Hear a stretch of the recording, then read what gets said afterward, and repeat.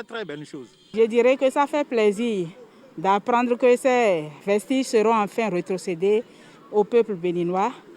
Et en même temps, on se dit que enfin les infrastructures adéquates sont disponibles pour accueillir ces vestiges. Très sincèrement, moi je pense que le ministre des Affaires étrangères, avec tout son cabinet, le ministère des Arts et de la Culture, avec le cabinet, commence vraiment, le travail a été très appréciable. Et nous les Béninois, nous en sommes fiers. Surtout que nous, la jeune génération, mais c'est des trucs que nous allons découvrir. À travers aussi ces œuvres, il y a au-delà de l'art, il y a aussi que l'histoire qui est retracée là. Son cas, ce qu'il vient de présenter, doit faire réfléchir les autres présidents de l'Afrique. Parce que tout ce que nous avions comme patrimoine culturel était en Europe. Alors que viendront chercher les Européens chez nous? Rien. Pour ça, je le remercie sincèrement.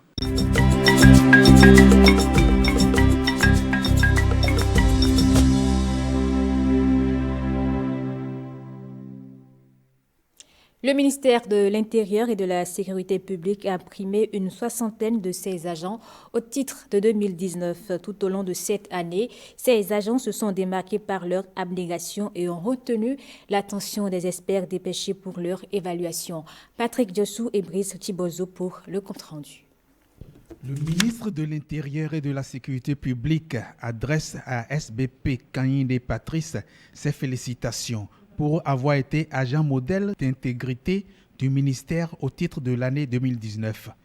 C'est le contenu des parchemins solennellement reçus par 64 policiers républicains, sapeurs-pompiers et agents civils, triés sur 192 au départ. Le comité de sélection a réceptionné la liste des 192 agents sur la base des critères bien définis, notés sur 100, à savoir la conscience professionnelle, 50 points, le sens du service public, 30 points, et la compétence professionnelle, 20 points.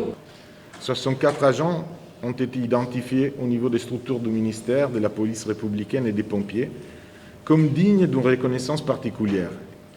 Je suis toutefois persuadé que le nombre d'agents qui méritent les éloges de toute la nation est beaucoup plus élevé. Social Watch Bénin et Transparency International vous adressent leurs félicitations et espèrent que vos exemples inspireront d'autres collègues. Je vous exhorte à maintenir le cap, à ne pas dormir sur vos lauriers. Nous resterons engagés pour faire aboutir la vision insufflée par le chef suprême des armées et mise en œuvre à l'opérationnel par notre hiérarchie. Ces bénéficiaires de l'exercice 2019 espèrent être récipiendaires pour 2020 pour encore mériter et hériter le titre d'intègres super agents. Plan international, Bénin et Médecins du monde suisse font des droits des enfants une priorité. Dans cette logique, les deux organismes ont formé 90 jeunes. Ils ont suivi une formation théorique et pratique de para-juristes et à la fin, ils ont reçu chacun une attestation. Blaise Adampo et Patrick Limonvo. Voilà qui est fait. Après 4 mois de formation, Valérie Agboressi reçoit son attestation. Comme elle, ce sont 89 filles et garçons qui reçoivent le certificat. Ils s'engagent dès ce jour à être des défenseurs des droits des enfants. Nous vous rassurons ainsi de notre forte implication dans la diminution des cas de violation des enfants et vous faisons la promesse d'être de réels acteurs de changement durable au sein de nos communautés respectives.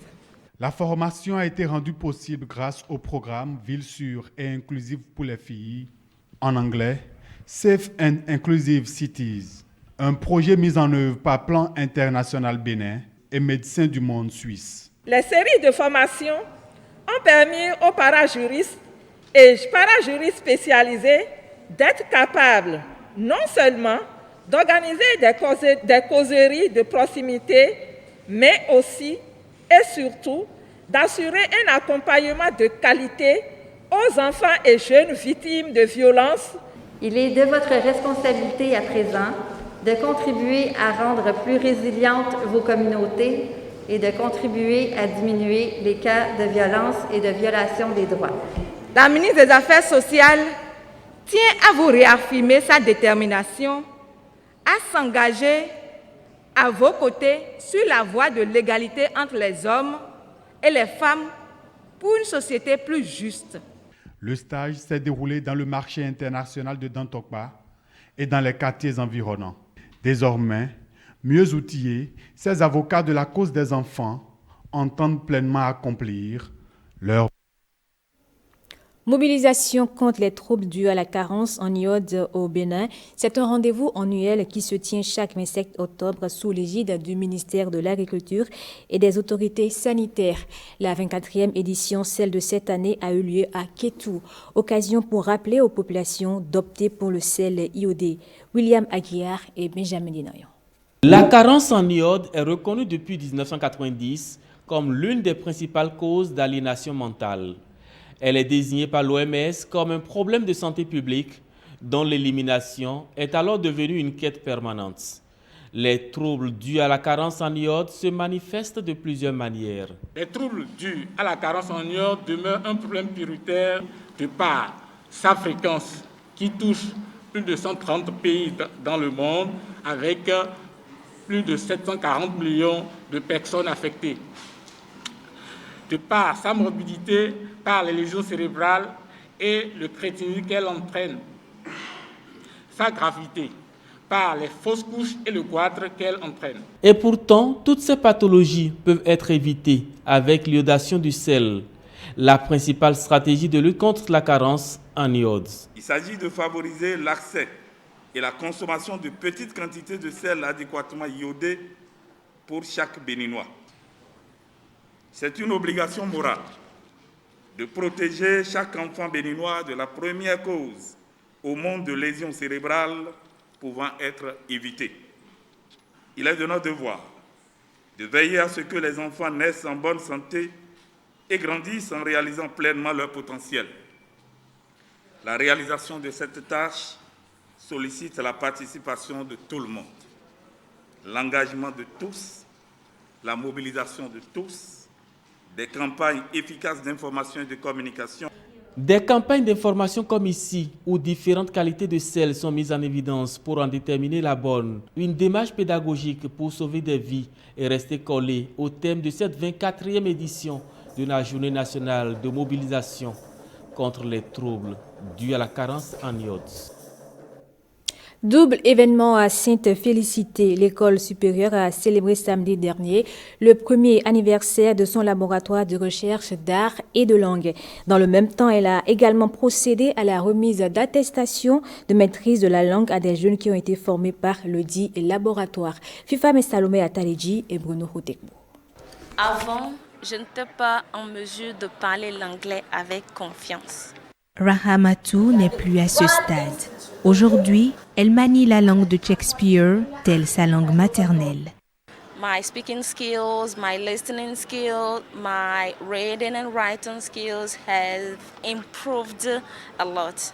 Ceci est rendu possible grâce à RAL Institute. On n'a pas besoin d'aller au Ghana, on n'a pas besoin d'aller aux États-Unis. On peut apprendre l'anglais tout en étant au Bénin. L'école supérieure Sainte-Félicité est un laboratoire très efficace. Le laboratoire RAL Institute de l'école supérieure Sainte-Félicité a commencé ses premiers pas il y a exactement 1 an, jour pour jour. Seulement 1 an d'existence et le bilan est déjà satisfaisant. Tout au long de cette année, ce que nous avons fait, c'est d'asseoir d'abord le programme de langue. Et je crois que désormais, nous pouvons nous toucher la poitrine avec fierté et dire que mission accomplie. Même les plus petits peuvent vous surprendre. Est-ce que tu peux nous dire quelque chose en anglais? Oui. My name is Dora. I am 10 years old. À RAL Institute, nous voulons donner les ailes à nos apprenants à voler sur le plan international. Selon ses dirigeants, RAL Institute est ouvert au public sans distinction aucune. Ce laboratoire dit garantir une formation de qualité à tous ses apprenants.